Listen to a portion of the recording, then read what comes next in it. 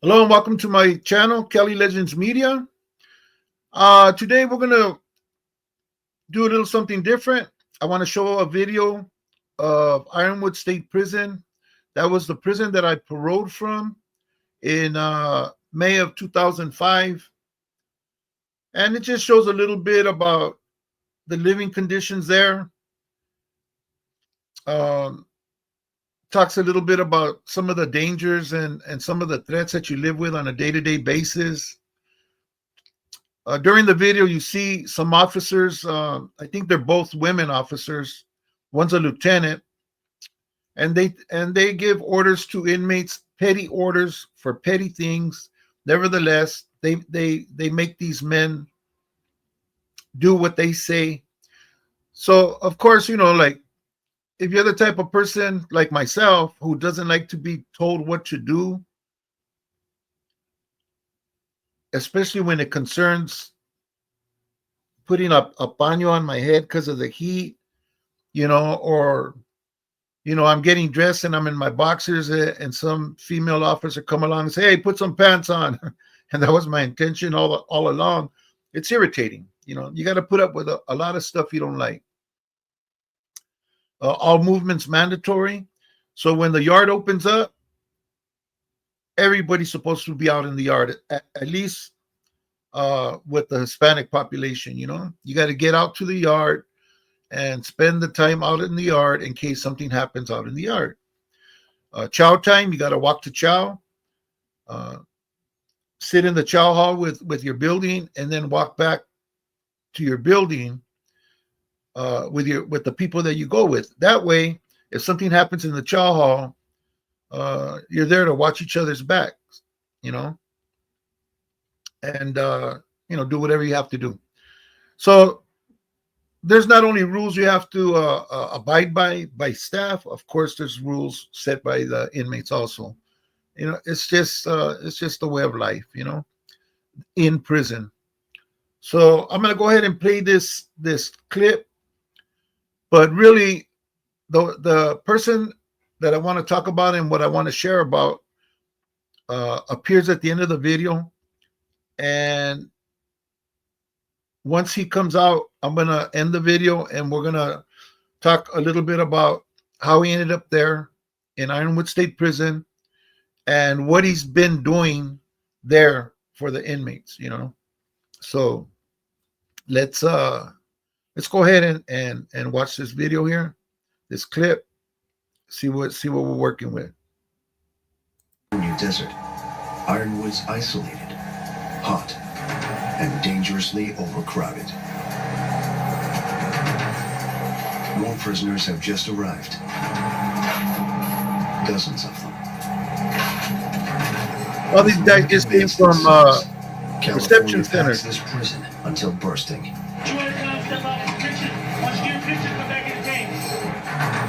Built to confine 2,200 inmates, Ironwood now houses 4,700. That means the 4 housing units hold double capacity, and prisoners swarm the yards during rec. Overcrowding means one thing: violence. It's not up there in Blight. Lieutenant Sue Smith patrols more than 400 inmates out on the recreational yard. Take that bandana off your head. In the middle of the desert. Crimes range from aggravated assault to multiple murders. And officers say being packed together only makes them more hostile. Prisoners self-segregate into groups they identify as whites, blacks, Southern Mexicans, and others. The racial groups further divide into gangs. Gangs with a history of warring. Okay.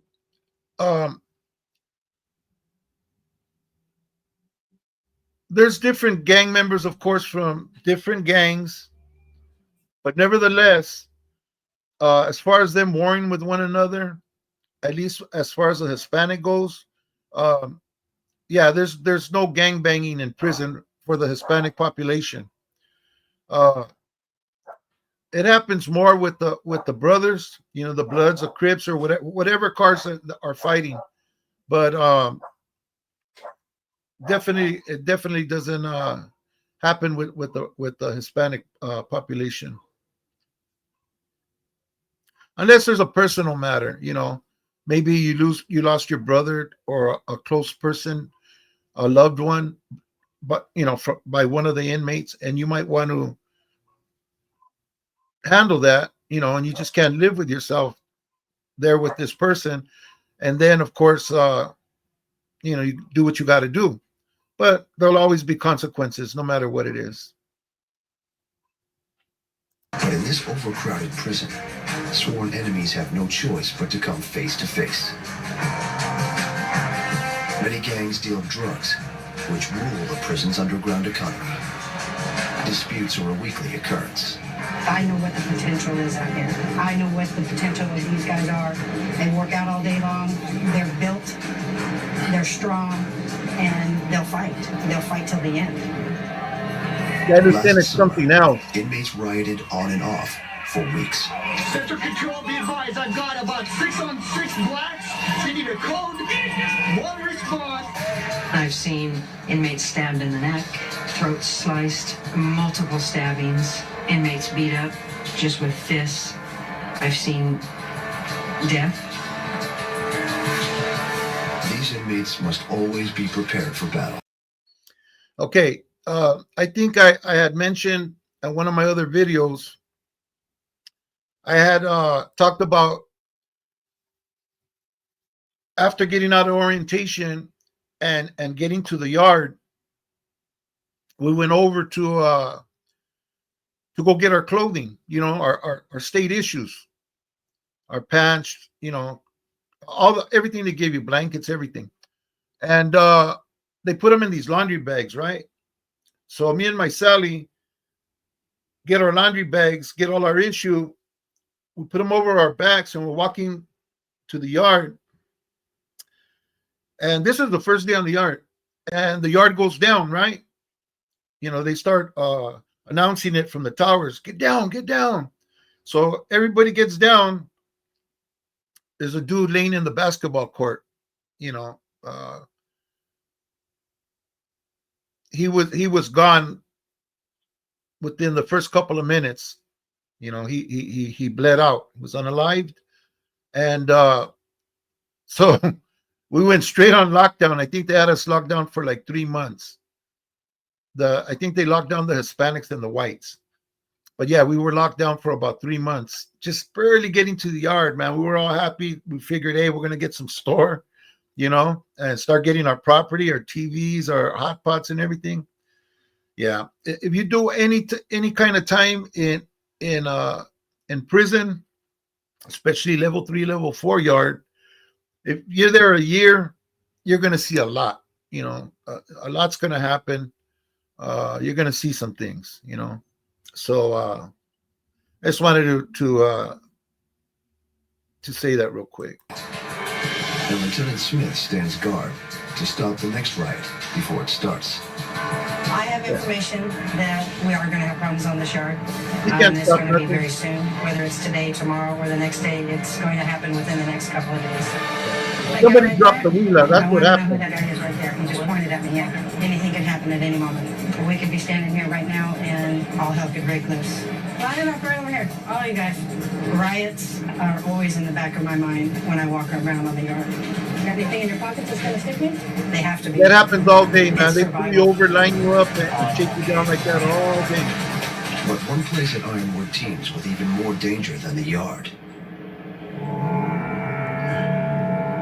The gyms. One on each of the 4 yards. They house 120 inmates packed together, with only 3 officers keeping the peace. This prison is so overcrowded that all the facilities, all 4 yards, the gym has been converted into a housing unit for inmates. Can you put some pants on? You know, I just realized right now that I know a lot of these people. They released this video in 2007, and I paroled in the middle of 2005. but they had been doing segments, filming over a period of time. And I seen two people that had gotten removed. One was a Hispanic, got removed for selling burritos. He was selling burritos. He was a Christian. He was selling burritos, and he sold to everybody, And he kept dealing with the brothers, and they told him to knock it off. He stopped, but there was still some money out there, and he was trying to collect it. And for him, continuing his business, even in that form, they removed them from the yard. And then there was a white dude I seen here. I'm not going to point them out. I'm not going to mention who they were or anything. It's just, it reminded me, so I'm just sharing real quick. White dude was riding a black woman, right? And I guess the lady he was riding told one of the brothers. So the brother got at the Woods and said, hey, old boy's riding this girl. I know this girl, and I don't appreciate it, So the Woods got at him and told him, hey, you know what's going on here, Dude also being a Christian, going to church and doing his thing, like the Christians do in prison. I don't know what his response was or what happened, but he ended up getting caught again, continuing that correspondence, and he was also removed from the yard. I used to get this CO that's right here walking through the gym. I'd get her confused with that lieutenant that was on the yard, but they were both perras, man. They were something else. And like I said about not liking to be told what to do, these are two examples of that happening, and happening often. Supposed to be in pants. Yeah.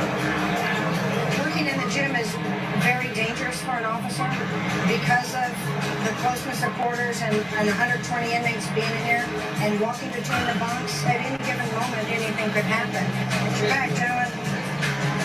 You can never let your guard down, especially in the gym, because the inmates are so close to you all the time. That's where you don't want to be. Didn't hear the phone call coming?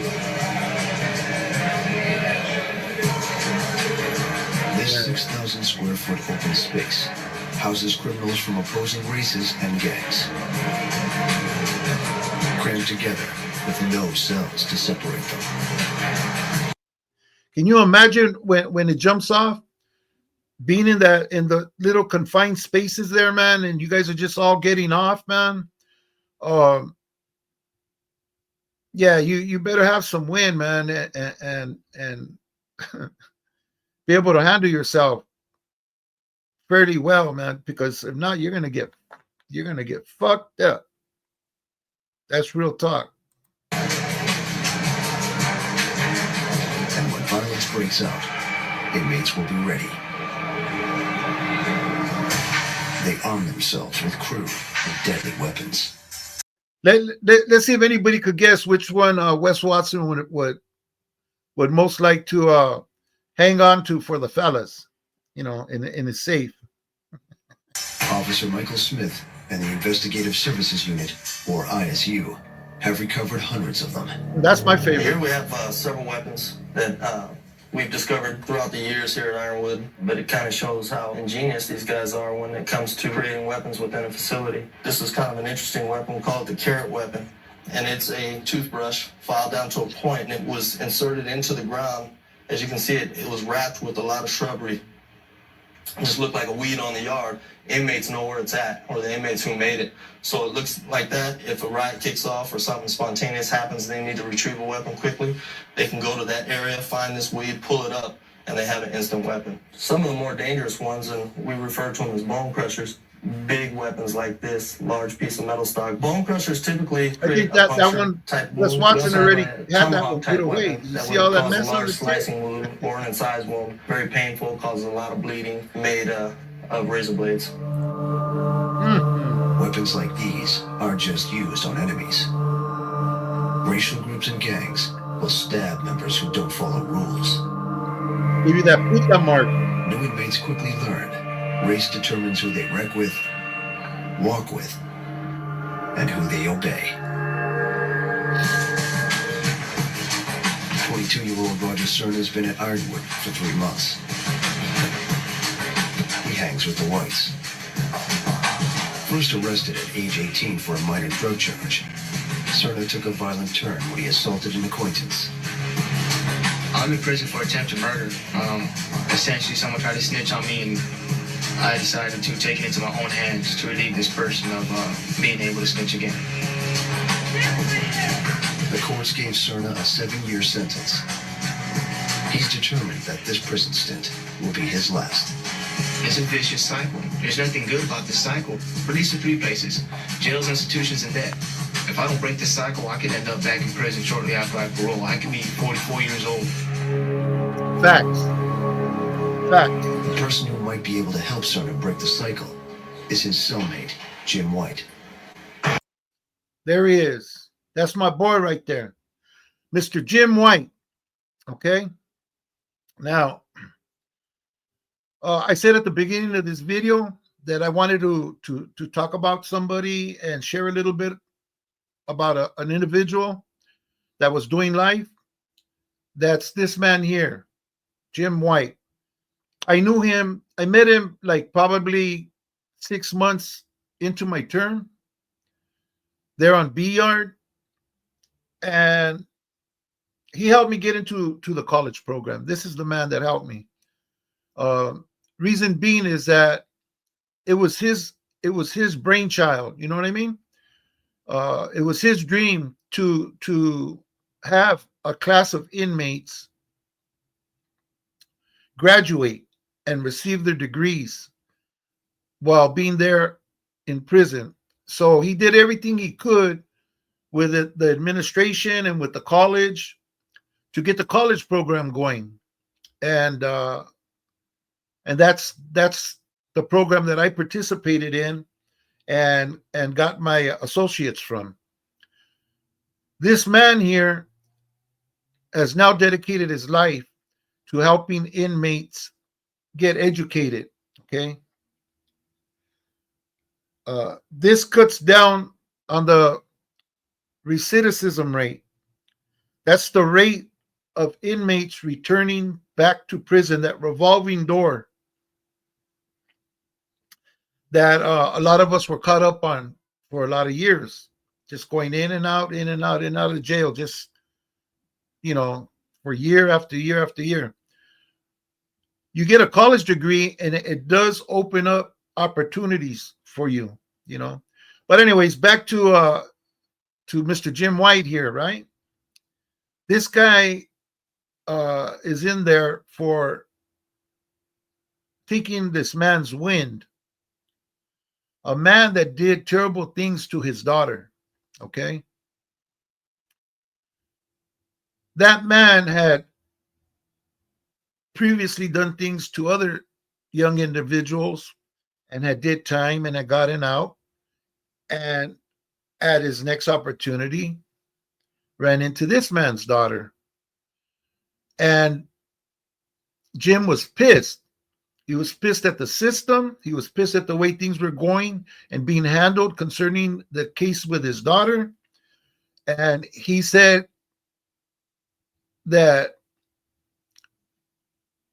he wasn't going to let this man just walk away from what he did. So Mr. White did what he had to do. Now, some people would say, yeah, well, he's still a criminal. He's still he still murked somebody and this and that. Man, that'd be a tough thing not to do if somebody did something like that to your child, And the dude, man, the dude's very humble, very respectful. He's a good dude, right? He's a Vietnam veteran.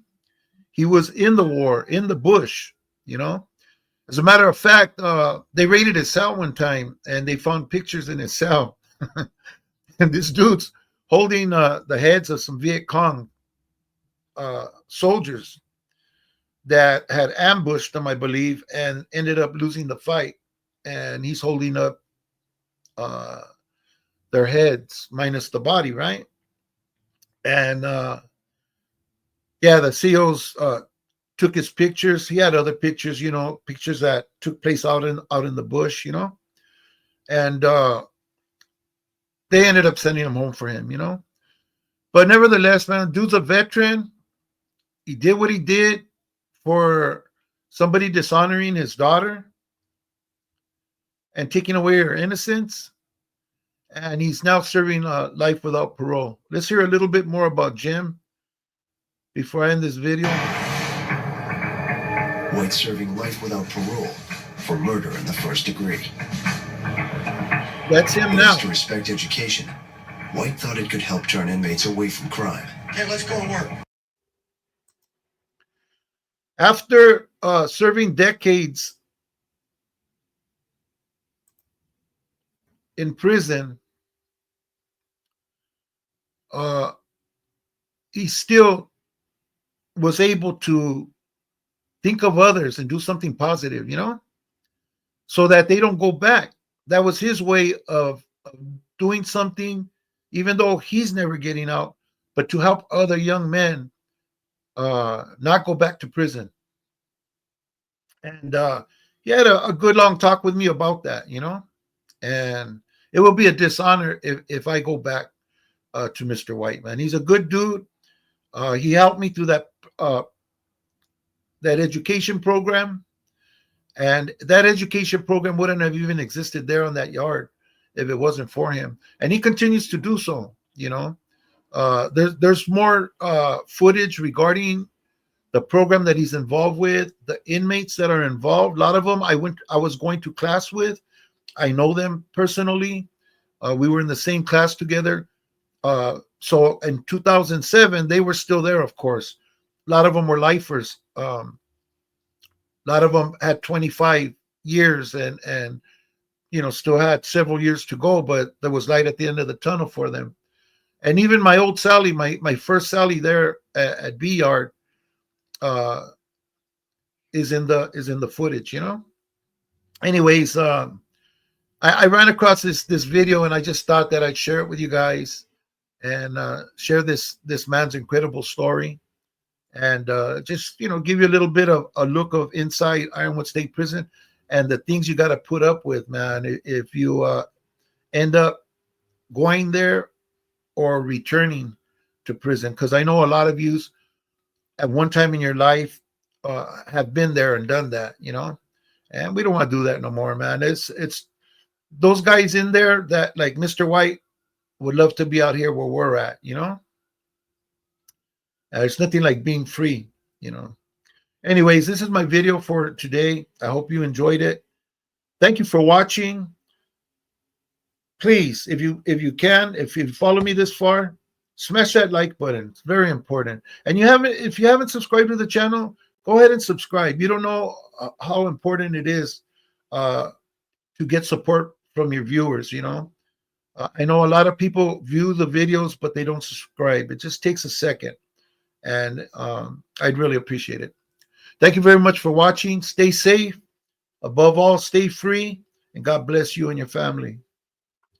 See you on the next one.